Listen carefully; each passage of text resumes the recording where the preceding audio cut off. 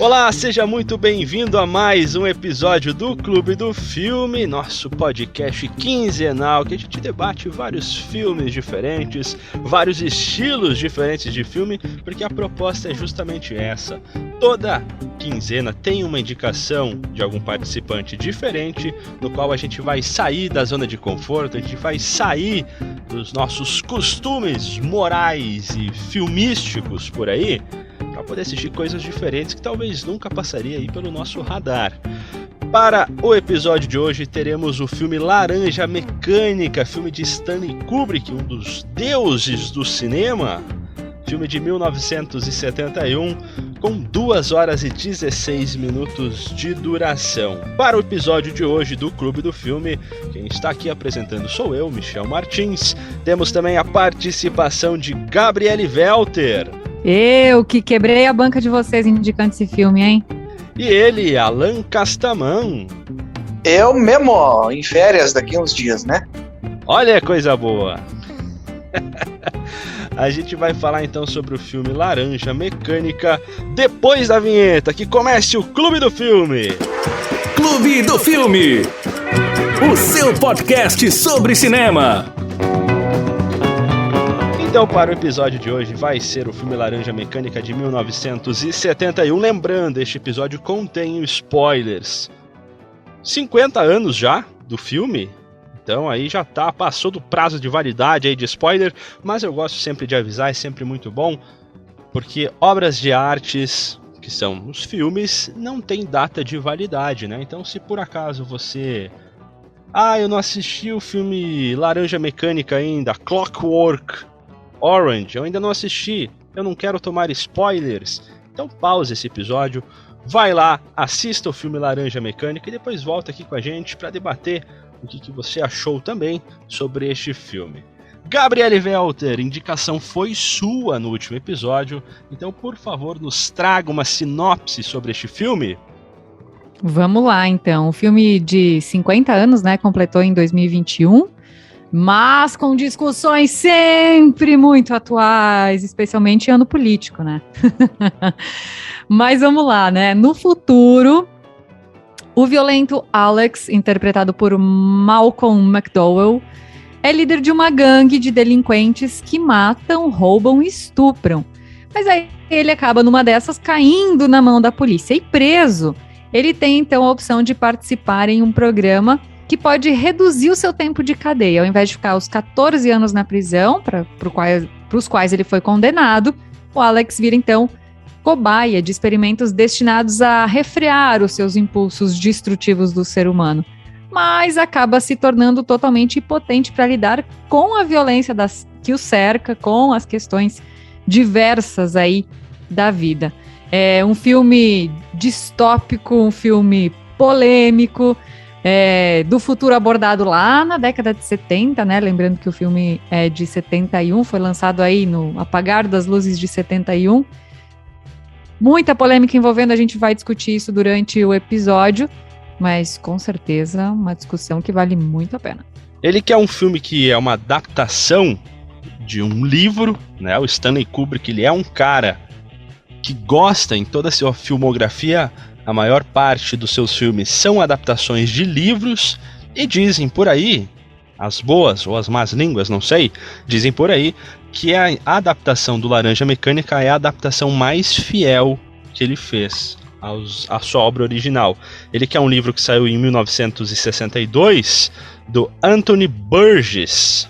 Vou contar um pouco rapidinho aqui a história do Anthony Burgess e como que ele escreveu o Laranja Mecânica, que eu acho que é muito interessante, é uma curiosidade interessante, né, sobre o livro. Anthony Burgess, ele escreveu esse livro numa época bem conturbada da vida dele, porque foi quando ele foi diagnosticado com câncer. Então o médico deu para ele mais 1 ano de vida, e neste 1 ano, o que ele fez? Que todos fariam, né? Ele escreveu 5,5 livros nessa época. E um desses livros que ele escreveu foi o Laranja Mecânica, baseado em um ditado que ele ouviu uma vez num bar, que é: eu prefiro ser uma laranja podre do que uma laranja mecânica. Quem assistiu o filme já saca o que quer dizer esse ditado. Mas É uma curiosidade interessante, né? Acabou que o Anthony Burgess ficou vivo muito mais tempo, a medicina estava errada na época, os diagnósticos com ele, se curou, ou sei lá o que aconteceu, mas ele ficou vivo mais um tempão, depois daquele 1 ano de prazo que ele teve. De novo, né? Vou aqui. Meu Deus, vou lançar a braba aqui da polêmica. Coincidência ou não, né? A ciência também falhou aí de resolver alguns problemas, ou resolveu parte do problema, mas criou outro nesse filme, no livro e depois no filme do Laranja Mecânica. Mas eu queria fazer uma observação, Michel, porque eu tive que segurar a risada no momento que você fala que a adaptação do Kubrick, do Laranja Mecânica, foi uma das mais fiéis, né? Imagina as que não foram, né? Porque ele cortou o último capítulo do livro. Tem uma justificativa, né? Porque a versão americana do livro parece que não continha essa última parte do livro, que é quase uma redenção aí do Alex, mas deu altas polêmicas, deu fight, deu briga entre o Burgess, sei lá, e o Kubrick, porque justamente o escritor não concordou com o fato de que o Kubrick cortou o filme, né? O Kubrick disse, depois que ele leu o último episódio, o último capítulo, a parte que não estava nas adaptações dos livros norte-americanos, ele falou que não fazia sentido aquele último capítulo, que não combinava com o livro e por isso que ele tirou do filme. Então, ainda assim, fiel, mas não tanto, né? Inclusive, Anthony Burgess, ele cutucou, né, o Stanley Kubrick, depois em sua vida ele foi dirigir uma peça de teatro, né, sobre o filme Laranja Mecânica, e no final da peça de teatro, o que ele fez? Ele fez um cara muito parecido com o Kubrick entrar lá, um ator, né, vestido de Stanley Kubrick, entrar falando algumas coisas, e o elenco tirava esse cara na base da porrada do palco. Então ele teve aí a sua forma de dar uma cutucadinha no Stanley Kubrick, Pra não dizer uma porrada, né? Vi alguns vídeos falando sobre essa curiosidade aí do escritor, né? Lembrando que nessa época que ele escreveu o livro aí, como é que é? O Burgess, era um tempo assim, que o mundo ainda vinha, principalmente a Europa, né? Vinha se recuperando de guerras, né? E o poder começava a se concentrar cada vez mais na mão do Estado. E o Estado, como sempre, acreditando que pode salvar o povo, né? Então, isso é retratado no livro, consequentemente no filme, achando que pode se recuperar as pessoas com tratamentos mais loucos possíveis, né? A gente estava em plena Guerra Fria, né?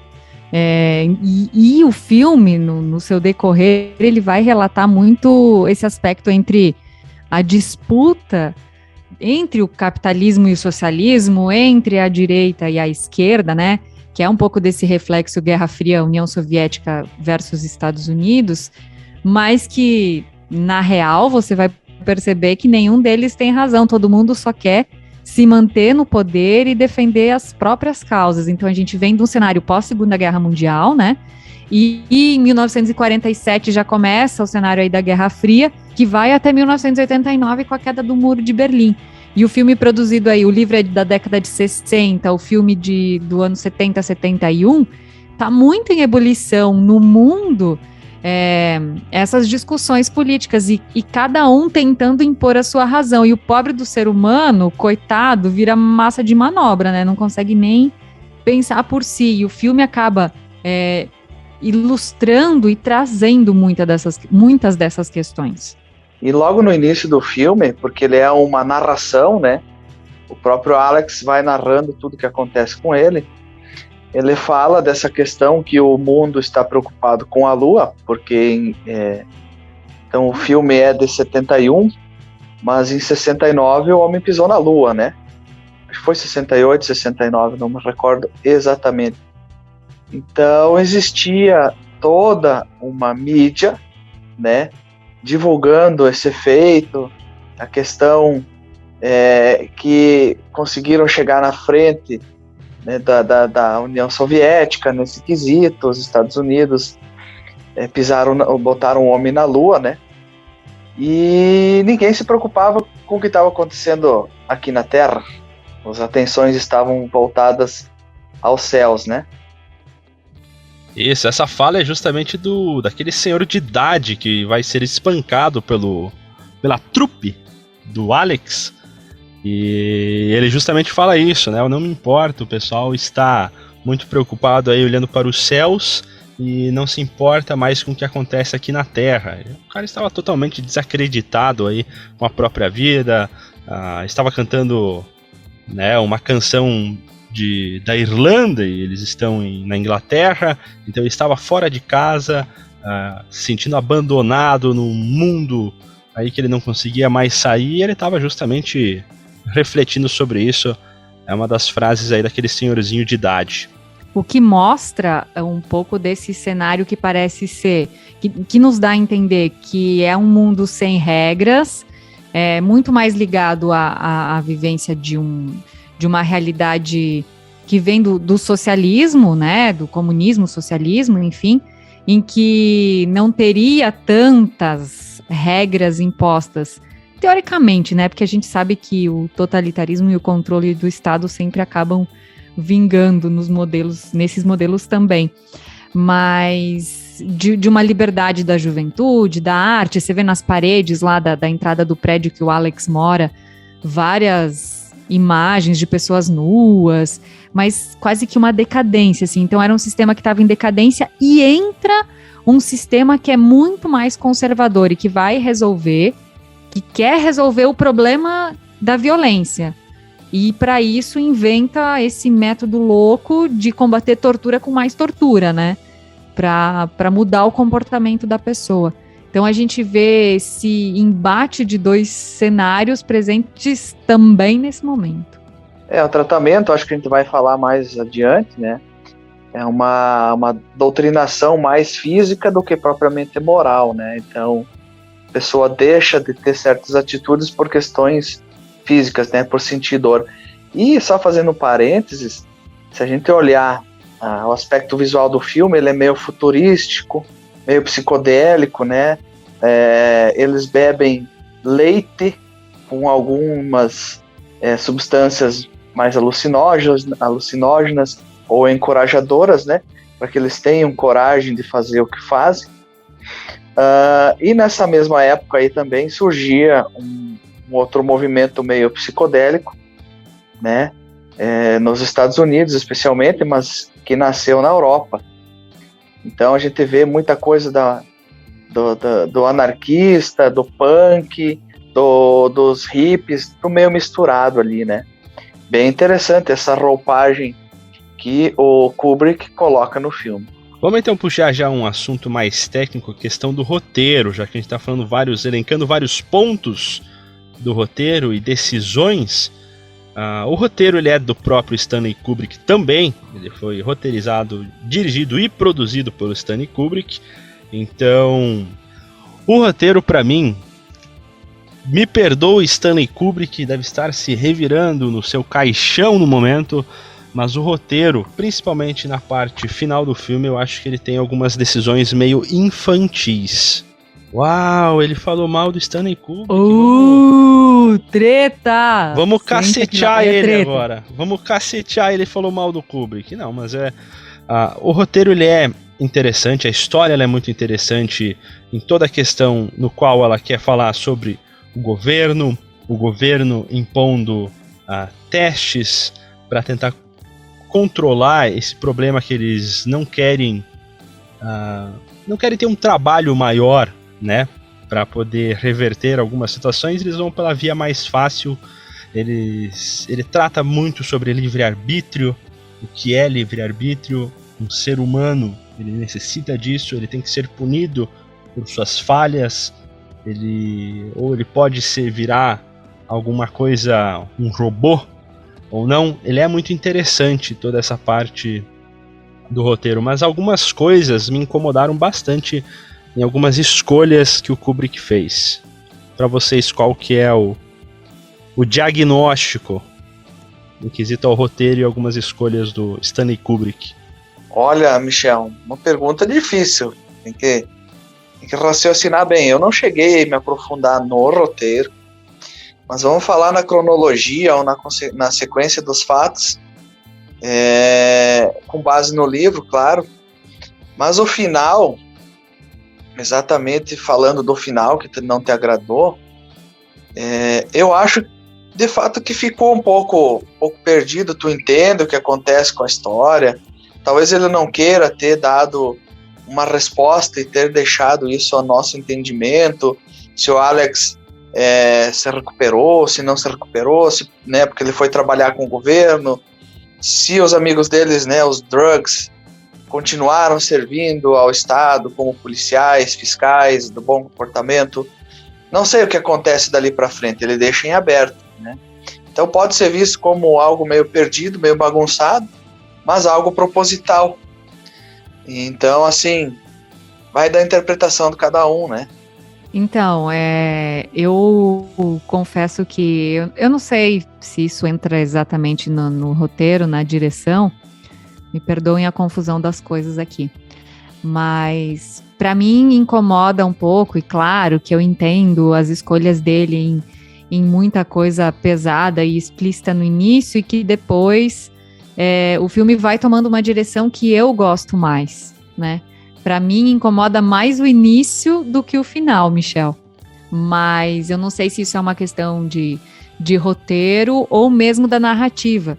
Que, claro, as coisas deveriam ser colocadas elas são colocadas de um jeito mais impactante no início, para a discussão depois fazer sentido.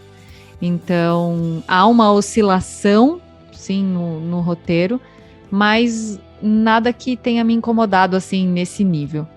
É que o meu problema principal com este filme é o terceiro ato, o ato final do filme.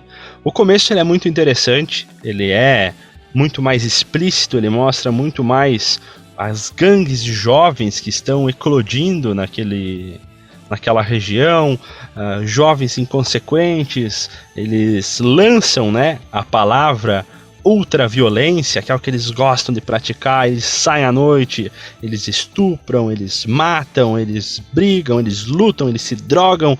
É muito interessante porque está mostrando justamente o lado, não o lado mais podre da sociedade, mas o problema pertinente naquele momento.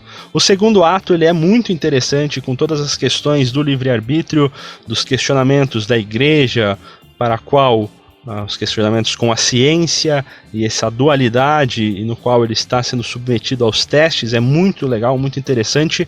Mas o terceiro ato em específico, eu não li o livro, então, né, a minha crítica ela vem especificamente às escolhas do Kubrick de manter ou não essas coisas, mas a questão do Alex pagando seus pecados e enfrentando todas as pessoas do qual ele fez mal, né? Ele sendo o mal que ele fez à família dele, ele é questionado. Aquele senhorzinho na ponte questiona ele porque reconhece. Daí ele apanha para os amigos no qual ele tinha traído, por assim dizer, e agredido eles, e eles são policiais. Daí depois ele vai cair justamente na casa na qual ele tem a cena famosa, né, que a gente vai falar depois por causa da música. Então todas essas pontuações assim dele passando por todos os locais no qual ele fez mal e essas pessoas repudiando dele, eu acho muito infantilizado a forma que é colocado.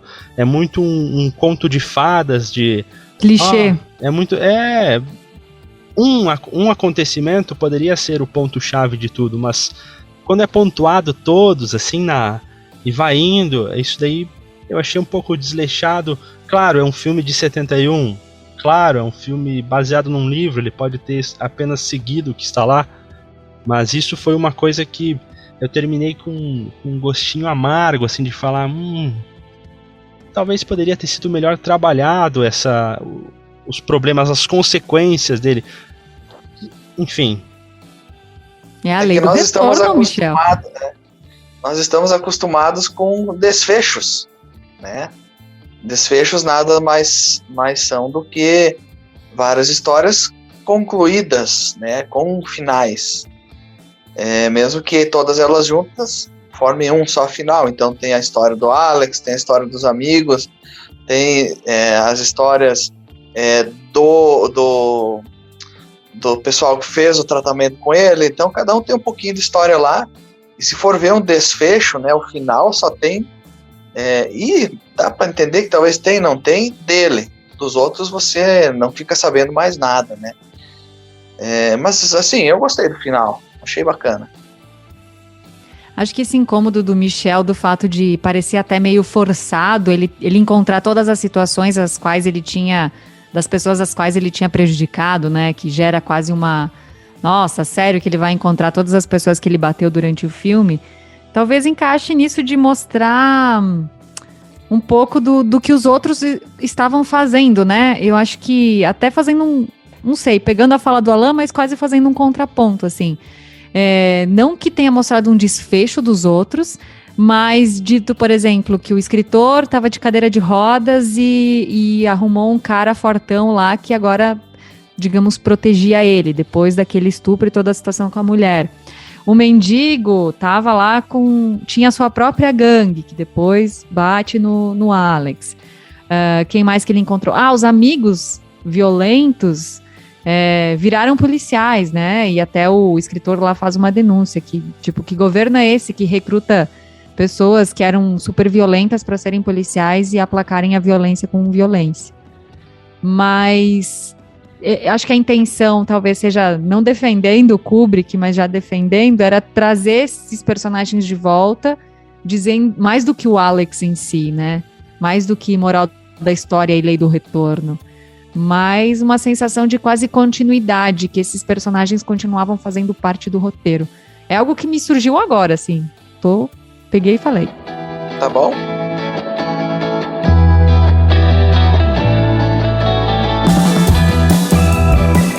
Vamos falando então agora sobre a direção. Agora eu vou do céu ao inferno aqui, ou do inferno ao céu, porque eu gostei muito da direção e do jeito que o Stanley Kubrick dirigiu esse filme.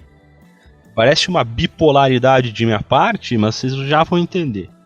O roteiro e as escolhas e as finalizações eu achei um pouco fáceis demais para o filme, um pouco desleixadas. Porém, a direção e as escolhas de fotografia, de enquadramentos, vários close-ups na cara do Alex, né, maravilhosos.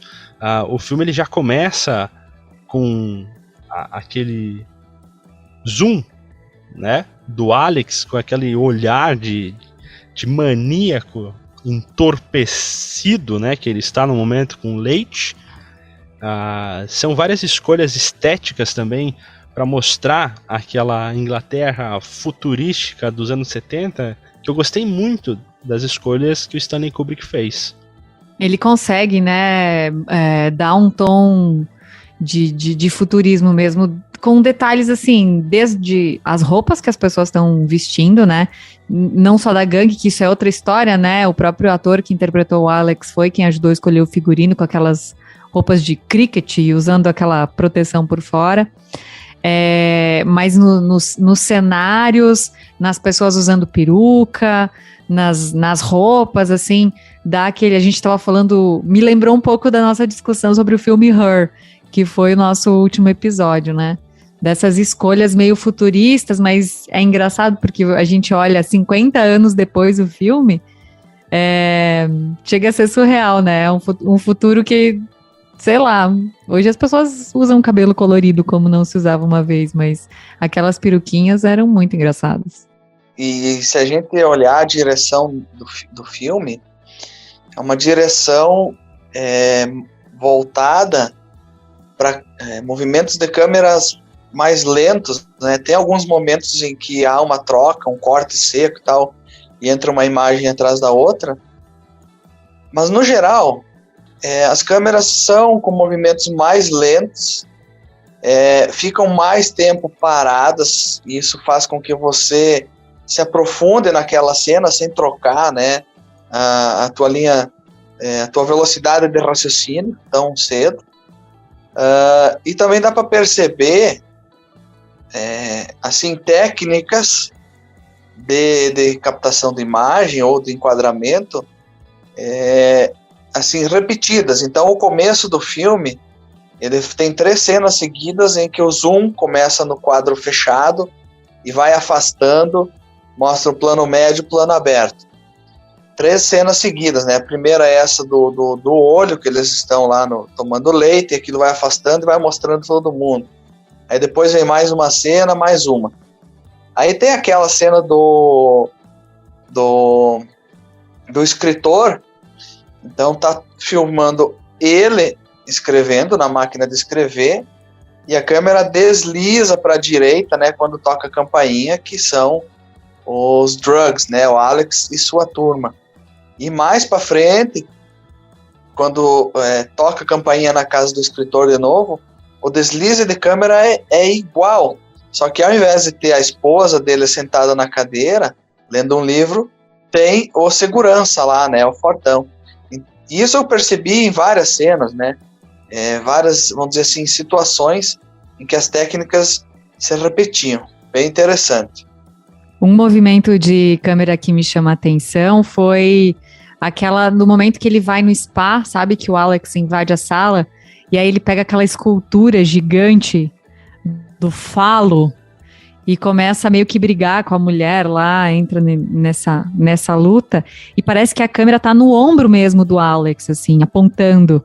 Então é um dos poucos momentos em que há um movimento mais brusco, digamos assim, e também esses movimentos me chamam muito a atenção, o close nos olhos, né, muito marcante, assim, essa fixação nos olhos, até pelo olhar meio sociopata, né, meio não, totalmente sociopata do Alex. E também, outro movimento de câmera que eu tava resgatando aqui, é da hora que ele tenta suicídio, né, que ele vai pular da sacada, e até tem uma história interessante que eles meio que arremessaram a câmera, pelo que eu andei lendo lá, mas a câmera, enfim, sobreviveu às várias tentativas de gravação e a gravação daquela cena.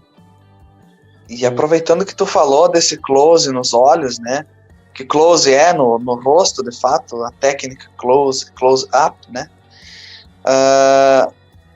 me lembrou uma questão do Tarantino. Ele utiliza muito isso, né, nos seus filmes, e ele é declaradamente fã do Stanley Kubrick. Então a gente vê essa influência, né, do Kubrick nos filmes do Tarantino. Nós temos aí as técnicas mais próximas de primeiro plano, primeiríssimo plano e o close-up. E o close-up ele é muito utilizado neste filme, porque o close-up ele é utilizado quando você quer demonstrar, aproximar muito ao personagem que está na tela e mostrar ao máximo as suas emoções e reações quanto ao que ele está sentindo. Então, diversas cenas, diversos personagens aparecem com esse close-up, né? Exemplos já do começo, quando o escritor que está na cadeira de rodas ouve o Alex no banho cantando a música Singing in the Rain, tem um close-up muito próximo. Depois, quando está sendo feito a cena do interrogatório, antes no caso, né? Depois que o Alex acabou assassinando a mulher dos gatos, também, em todo o interrogatório, tem close-ups no rosto dele machucado. Depois que ele toma um soco, tá lá o close-up.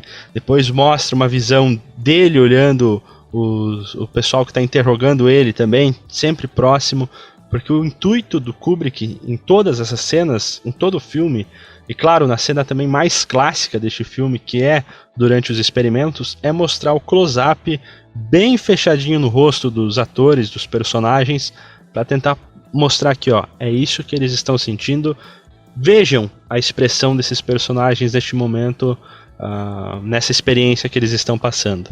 É tanto close-up que naquela cena que o padre tá falando lá, com os dentes tudo podre, tu vê nitidamente, né, que aquele velho lá precisava dar uma passadinha ali de um close-up nos dentes. Vocês ficam falando de close-up, eu fico lembrando de creme dental, cara. E aquela cena da galera lá, das duas gangues, naquele teatro lá abandonado, me lembrou os Trapalhões, uma coisa meio circense, piroleta e quebra cadeira e mesa. Tipo, meio que destoou do contexto do filme aquilo lá, né? Mas, enfim, faz parte, foi uma cena até interessante. O que vocês acharam? Talvez aquela cena ela tem todo um tom circense mesmo, né? São personagens pulando, voando, um por cima do outro. A trilha, naquele momento, ela vai para algo mais alegórico. E talvez a escolha do Kubrick de mostrar dessa forma seria porque os caras estavam com o seu entorpecente ao máximo, né? Depois do leite lá no barzinho que eles sempre tomavam. Então talvez a sensação deles, que eles tanto falavam que eles buscavam a ultraviolência, lá ela está em seu máximo, né? É uma briga de gangues, é aquela euforia, aquela adrenalina do momento. Talvez é o que eles sentiram, né, durante a briga, estarem voando um por cima do outro, quebrando tudo. Foi uma escolha legal, eu gostei dessa cena. Mesmo o tom mais alegórico, mais circense, eu achei muito interessante. Você leva até um tempo para processar se aquilo, por ser num teatro abandonado, né? Se aquilo era um ensaio, se era uma peça, se era ficção, se realmente aquela mulher estava sendo estuprada. Porque aí tem aquele monte de homem, ela de repente parece que vai começar a conseguir fugir, e aí não consegue, imagina, tem acho que 4 ou 5.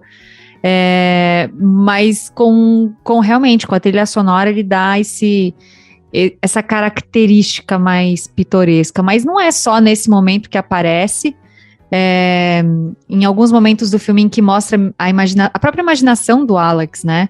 Ela é mostrada nesse lugar, assim, de fantasia, né? Porque ele fantasia muito sobre a violência e sobre o prazer, tanto é que quando ele tá lá na prisão, estudando a Bíblia e tal, aparece uma sequência de imagens, porque ele começa a fantasiar sobre as histórias da Bíblia, mas nos momentos de violência, ou cercado como se fosse um soldado lá, cercado de mulheres e sendo tratado. Então, ele fantasia muito sobre a violência e sobre o prazer.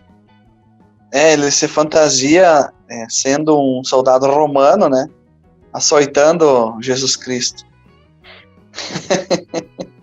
Me lembrou um pouco de Monty Python. Alguém já assistiu o filme deles? Já assisti. Gosto muito do Monty Python e as suas alegorias. Vocês estavam falando dessa questão mais alegórica, e me vem à mente o próprio dialeto criado pelo Anthony Burgess, que é o escritor, né, de Laranja Mecânica, que é aquele... O Nadsat, não sei como seria a pronúncia no inglês, né? Que ele mistura um pouco do próprio russo com o dialeto Cockney lá dos britânicos. Então, no começo, me causou um estranhamento a própria entonação dos personagens, né? Eu assisti ele em inglês, mas com as legendas em português, porque... Sério, se você não assistir com as legendas em português, você não vai entender do que eles estão falando. E aí, no começo, fica aquela impressão de parece uma linguagem quase infantil, as gírias que eles utilizam, então eles não falam em sexo, eles falam no vai e vem, ou entrar e sair, não vou me recordar agora exatamente. Entra e saia. Então, e várias expressões, assim, eles se referem a... Eu tenho um monte de palavras, uma série de palavras estranhas. No começo eu pensei, mas será que idioma é esse que colocou aqui? E aí eu comecei a prestar atenção que o que ele falava era exatamente o que a legenda transcrevia. E aí eu tentei identificar, mas da onde que vem, que idioma é esse? Parece rusco. Rusco não, é russo, né? Mas tinha umas palavras... Tinha umas palavras terminadas em vrosk, em krask, um negócio assim. E eu só fui entender depois, claro, né? Nessa questão que a Gabi acabou comentando, estava no livro. Eu acredito que seja algumas coisas que as pessoas tentam colocar ali para fazer a gente se perguntar, né? Mas a mensagem que essas palavras deixam é que mesmo tu não entendendo nada do que ela significa, tu consegue entender a sentença. Isso inclusive é usado em testes psicológicos ou não psicológicos, psicotécnicos, né? Meia palavra basta, então invertem-se letras, colocam-se palavras estranhas no meio de uma frase e você consegue entender a sentença completamente. E para mim faz todo sentido ele misturar algo que é, por exemplo, da língua inglesa, mesmo que seja britânica, com o russo, porque ele está numa discussão política entre o capitalismo e o socialismo no momento que a União Soviética ainda está muito forte e tal. Então, esse próprio conflito existe, ou essa própria mistura, ela existe até na linguagem. Achei interessante essa colocação de Gabriele Veltri, no qual ela achou esse dialeto um pouco infantil. Eu acho que acaba também combinando com os drugs, né? Com a gangue dele, com essas gangues de punks aí na rua, de adolescentes malfeitores. Eu acho que combina porque eles são o personagem do Alexander the Large. Legal que o nome ele faz uma alegoria ao Alexandre o Grande, né? O rei macedônio. Ele é um personagem que tem 15 anos de idade, ele é um adolescente, ele ainda vai na escola. Então eles usam uma gíria mais infantilizada, as palavras parecendo coisas mais fúteis, mais simples para explicar alguma outra coisa, para falar sobre o sexo, para falar sobre os companheiros, falar sobre o leite, para falar essas coisas, que acaba combinando, porque eles são crianças ainda, entre aspas, né? Eles são adolescentes que ainda vão à escola, que ainda não tem uma cabeça completamente formada. Então acho que acaba ficando bem legal o Nadsat na história.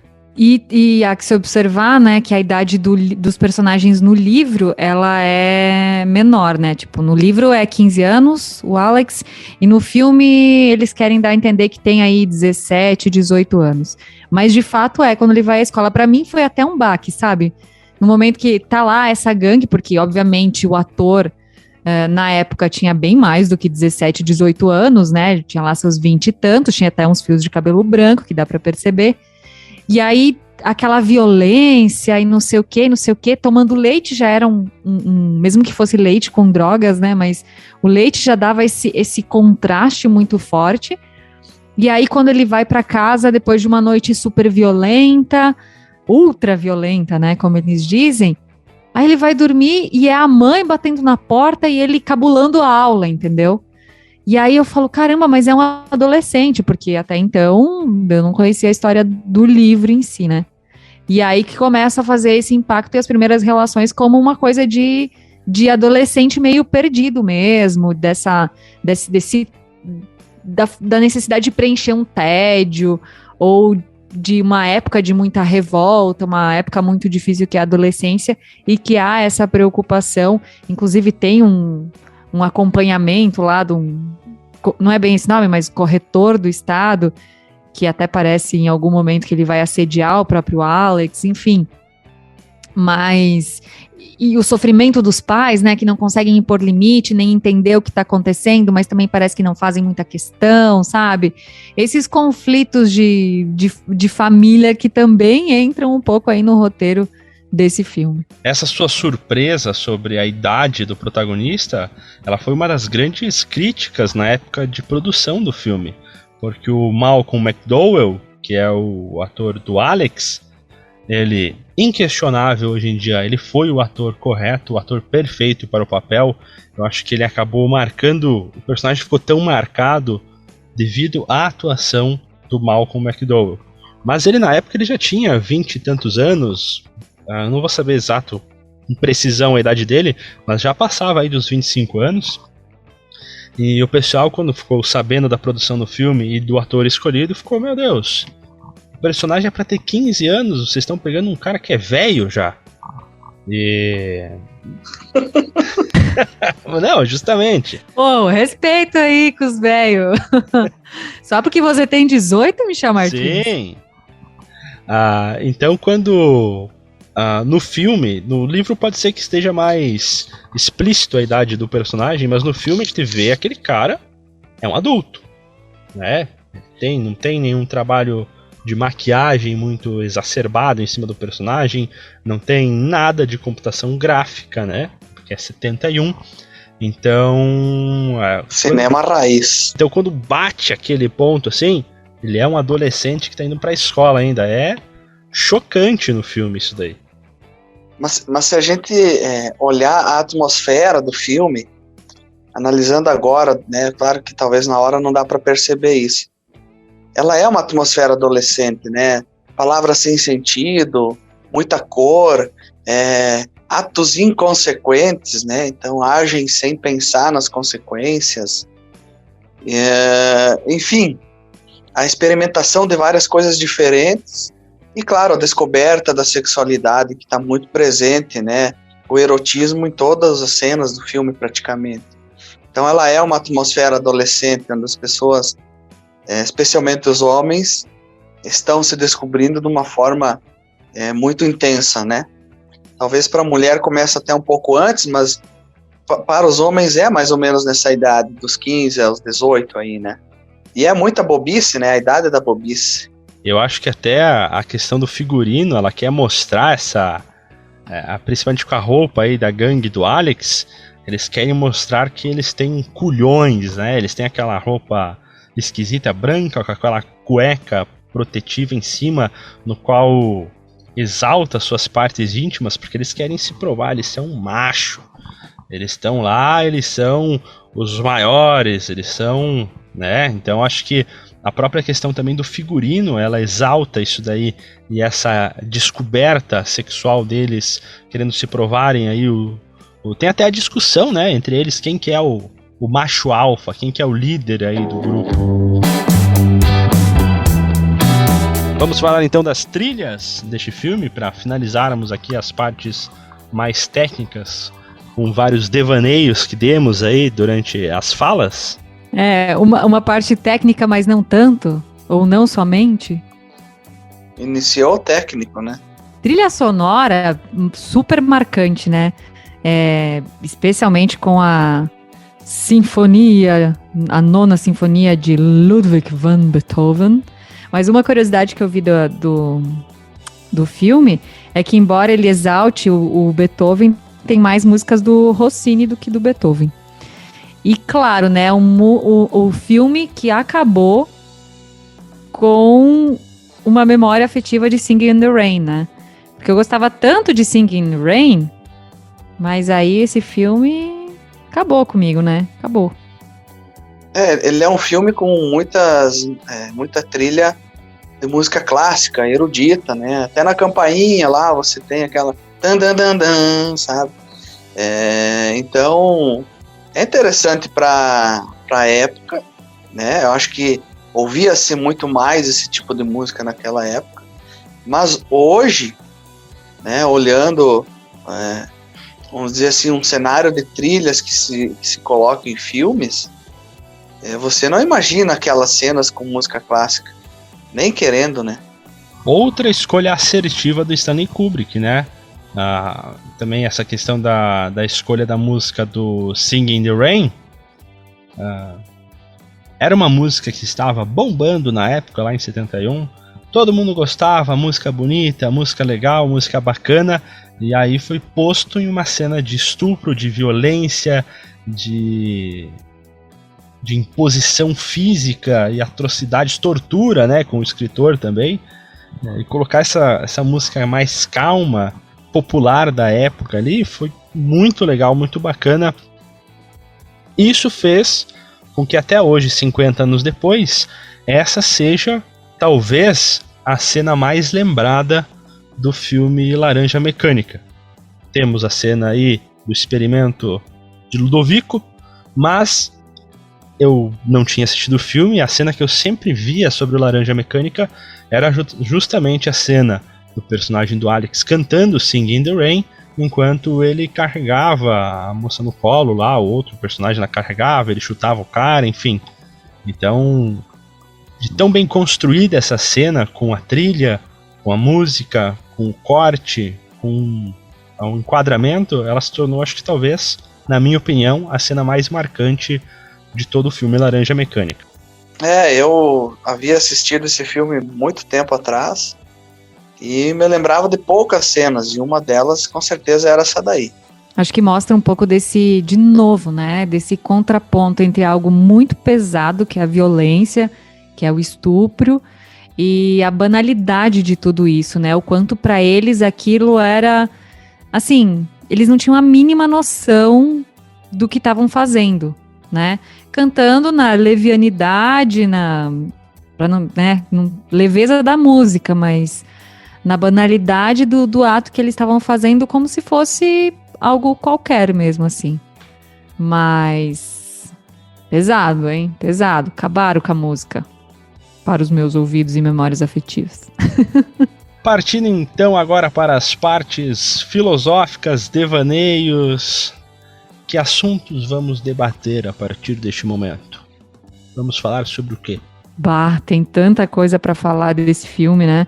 Porque tem reflexão histórica, filosófica, política, sociológica, psicológica, para fazer mais uns 3 episódios, mais ou menos, do Clube do Filme, né?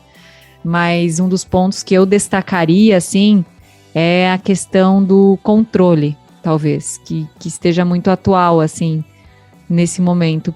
Porque o que a gente percebe é que a imperfeição de qualquer sistema que se diga perfeito, seja ele de direita ou esquerda, capitalista ou socialista, enfim, mas muito mais talvez pela ação das próprias pessoas também, que vai para um fanatismo ou para uma deterioração da ideia inicial, digamos assim.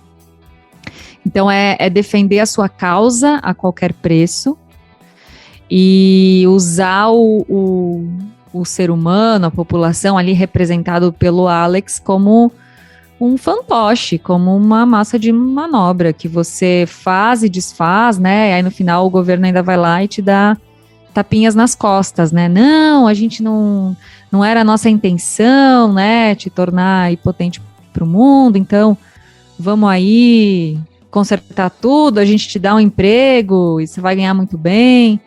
Aí chama a imprensa, faz todo aquele circo e tal. Mas antes disso, mesmo quem estava tentando combater esse regime que vinha extremamente conservador e com esses métodos totalmente questionáveis, o escritor, quando ele descobre algo que dói nele, ou seja, que o Alex era o cara que tinha estuprado e matado a sua esposa, ele também planeja uma vingança. Então não é só sobre combater o sistema do outro, mas também impor o seu e as suas vontades e as suas vinganças e o seu método, que é também torturar, porque da mesma forma que a polícia torturou o Alex na prisão, os médicos, por esse sistema novo que o governo estava implantando, né, a ciência torturou ele para uma cura da maldade, o escritor também torturou ele com a música, a Nona Sinfonia de Beethoven, que se tornou insuportável para ele por conta daquele tratamento. Então, uma discussão também sobre bom e mal, bondade e maldade, mas eu vou deixar vocês falar um pouco antes de eu tomar conta aqui de todas as discussões. E além da tortura, temos também a questão que o Alex é um personagem que ele é usado justamente como ponto de referência para ambos os lados tentarem provar aí o seu ponto de visão.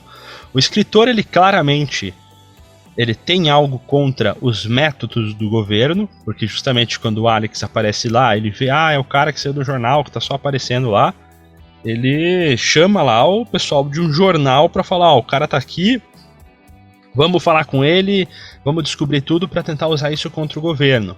E o governo estava usando o Alex até então para provar e impor. Claro que o Alex se colocou nessa situação, né? De ele que aceitou ser a cobaia, ele que pediu para ser a cobaia enquanto ele estava lá na cadeia. Talvez ele não fosse escolhido, enfim, mas ele é o personagem que é o âncora para essas situações. O governo ele estava utilizando o Alex como exemplo para mostrar, nós temos o método de Ludovico, que é o método que vai solucionar os nossos problemas de superlotação de presídios, é o método que vai reformar e acabar com a violência, que era algo muito presente na sociedade devido aí os drugs e as gangues de adolescentes inconsequentes nas ruas. Então ele estava usando e falando aqui, ó, aqui está o meu exemplo. Quando ele caiu na mão do escritor, eles falaram, não, olha aqui os problemas que tem. Depois de todos os problemas que teve, chega o governo e fala, não, olha aqui, vamos reformar, vamos dar um emprego para ele, olha aqui, estamos curando nossos pecados e nossas falhas com ele, porque vamos alavancar a vida dele, para ele ter um emprego, para ele ter não sei o que lá. Então, tem essa questão da, como que é? Manobra de massa? Massa de manobra. Manobra de manada? Massa de manada? Sei lá. Comportamento de manada ou massa de manobra? Isso! Aí, ó. Peraí que eu... Massa de cuca. Isso. Então essa parte aí do movimento de manada, de falar, ó, ele tá aqui, então todo mundo vai. Todo mundo, ó, é isso. Depois, não, olha o que aconteceu. Daí todo mundo, meu Deus, o que aconteceu? Daí depois, não, mas olha aqui. Então tem bastante essa questão. Gostou da minha entonação aqui? Dos meus efeitos sonoros? Mas acho que esse é o meu ponto. Onomatopeias. Este é o meu ponto sobre esse assunto. Além da tortura e cada lado querer torturar ele, eles também estão usando ele para alavancar seus ideais. Então, eu acho que sim, tem uma crítica social, né? Tem uma crítica aos governos, né? Do modo geral, independente de ser o lado A ou o lado B. E tem uma crítica também à falta de liberdade, né? Então, quando você coloca as tuas decisões, né? Tu terceiriza a tua decisão para um governo, você vai sofrer as consequências que você não queria. Agora, obviamente, você também tem que, não vou dizer responder pelos teus atos, mas todo ato tem uma reação e você vai sofrer com isso. E o filme também mostra, né? Então, os amigos que foram oprimidos na gangue surraram ele, afogaram. A Gabi também citou o velhinho lá, que foi o mendigo, né? O morador de rua. Reuniu a galerinha dos velhos, a gangue dos chapa lá, né? Das dentaduras, e pau nele também. Então a própria sociedade punindo ele pelos atos que ele fez. E aí depois veio um governo querendo mostrar outras formas de punição. Tá certo, tá errado? Não sei. Hoje a gente vive exatamente igual, né? E se daqui 50 anos eu estiver vivo, acho que vai ser igual também. É um conformismo? Não sei. Mas eu acho que dependendo da onde você vive, querer mudar as coisas não é tão simples assim, né? Não é pelo voto, não é pelo filme, não é pelo Twitter, né? Você tem que fazer. Falar menos e fazer. Temos um novo Cortella aqui. Isso, hoje é o dia do Alan ser o Cortella aqui. Vamos criar o momento Cortella.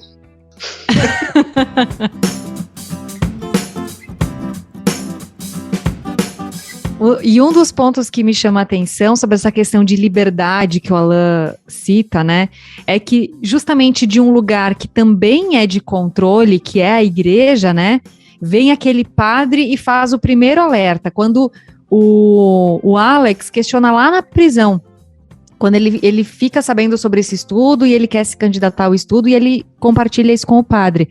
E aí o padre fala para ele sobre as escolhas, né? Que o homem só é livre quando ele pode realmente escolher alguma coisa. E por esse novo sistema, digamos assim, o homem perde a capacidade de fazer escolha moral, ou seja, escolha porque ele chegou à conclusão que aquela é uma escolha boa ou ruim, baseada nas consequências que ela pode ter, e sim meramente pela reação física que vai causar.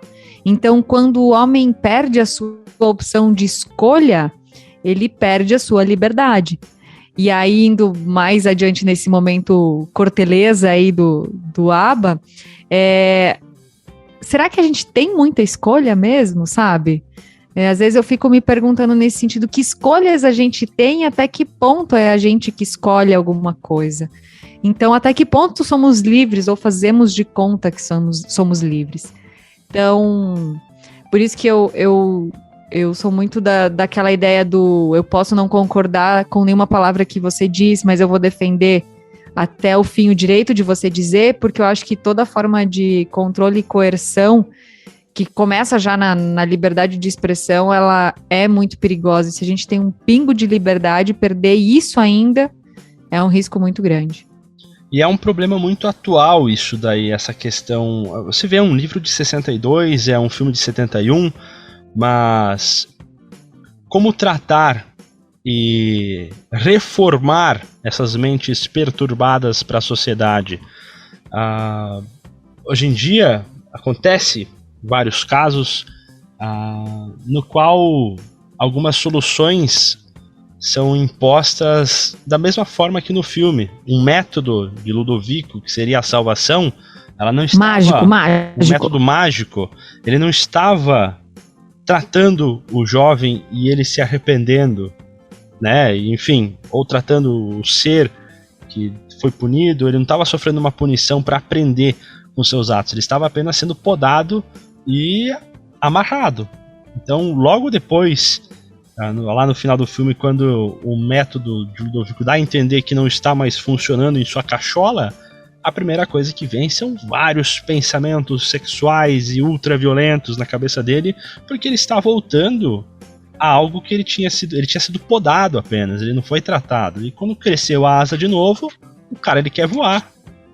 Ele não vai querer ficar aí saltandinho, um passarinho com a asa podada.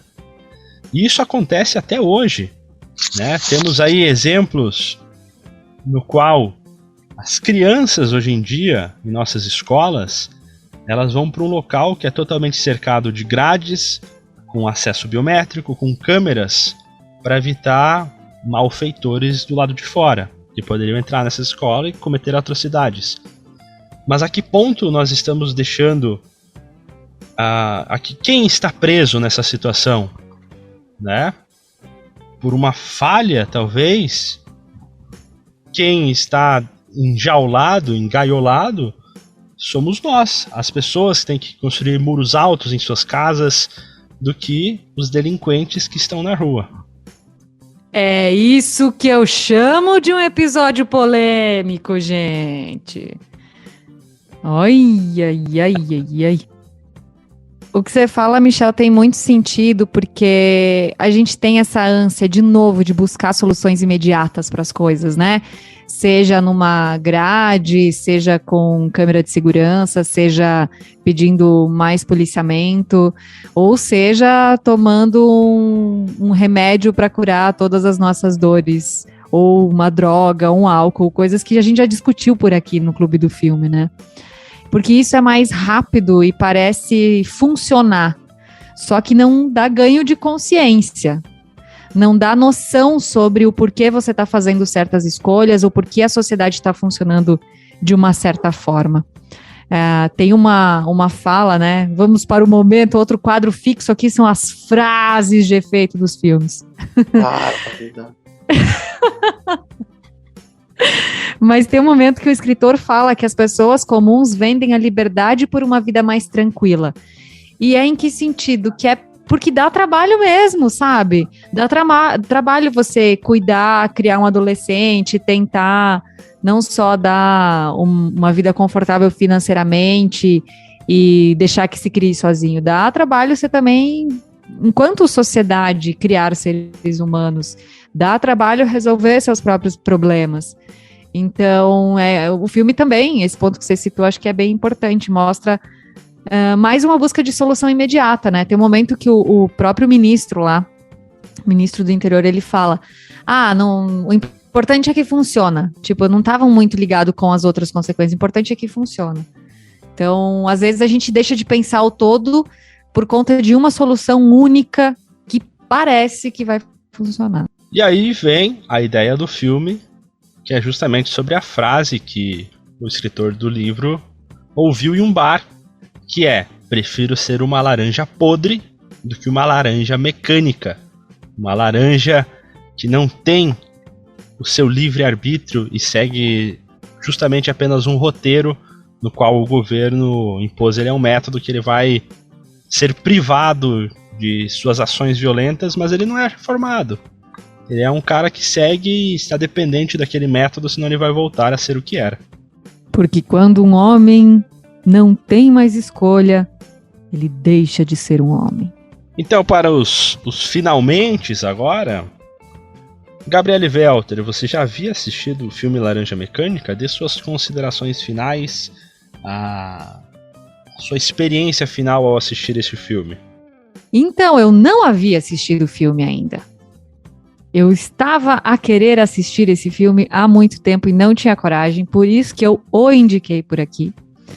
Porque aí eu me obrigaria a parar de adiar o assistir do filme, justamente por todas as polêmicas que envolvia e por essa ideia que a gente cria, né? É quase a história do filme de terror, né? Que você se assusta mais antes de assistir do que assistindo, né?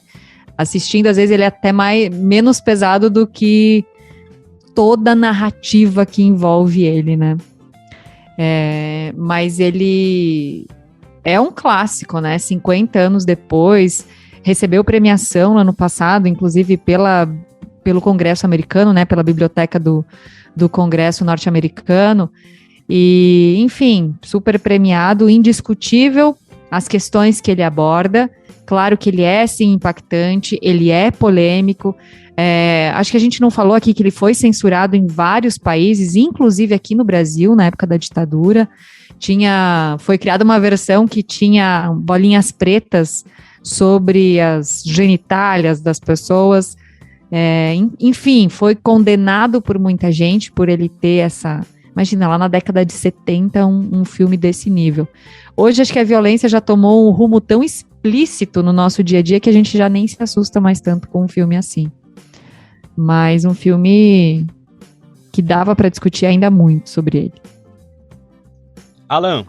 Rapaziada, é um filme que eu gostei de assistir. Eu acho que pelo menos nos 15 anos que eu tinha visto ele, na época, inclusive, a resolução para conseguir esse filme não era tão boa, né? Hoje você já assiste numa TV com uma resolução melhor. Então tudo é diferente, né? Certamente, na época, me assustou um pouco mais. Hoje já é algo assim que nem a Gabi falou. Não assusta tanto, meio que normal. É algo que dá mais medo, talvez, antes do que assistindo. Depois de tanto Rambo, né? Assisti o Rambo também semana passada, cara. Rambo é massa. Tem que dar-lhe facado nos caras. E aí, só pra concluir, esse filme, ele... falei antes, ele é muito atual. E acho que daqui a 50 anos vai continuar sendo.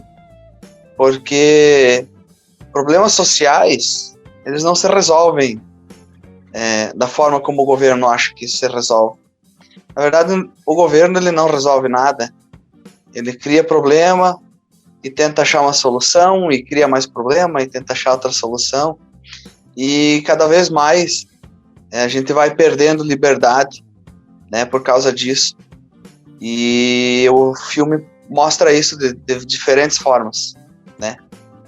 Para mim, é um filme que deveria existir já uma releitura, né? Então, um outro diretor, com novas técnicas, já com tecnologia, pegar o livro de novo e refazer um roteiro e reconstruir esse filme. Mais ou menos como fazem com alguns clássicos aí, né? Minhas considerações finais.